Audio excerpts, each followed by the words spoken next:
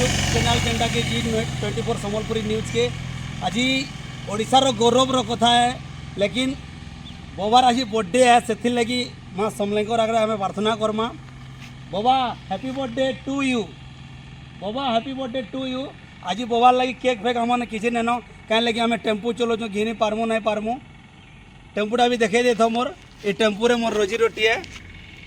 Tempo चलो जो देखलु बाबार photo Rengali area रे खोजी खोजी कहीं नहीं पाऊँ हेले फोटोटा देखलु बोले बाबा के विश करूँ।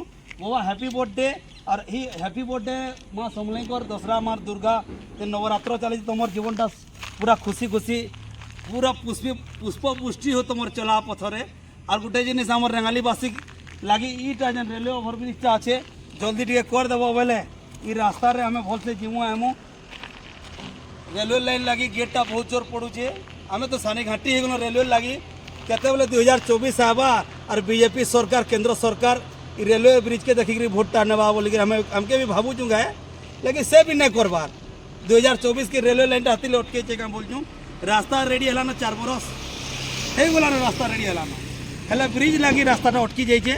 भेल बाबार बर्थडे थी आमके नुआ स्कीम रे भेल देवे योजना थी कहीं लगे सब दीदी मन के गाड़ी स्कूटी दौन आम रास्ता रेलवे ओभरब्रिज हेल्ले दे दियो जे आम पूरा कुर्तो कुर्तो हेमु तुम बर्थडे थी तो केक काटी नहीं पालनु।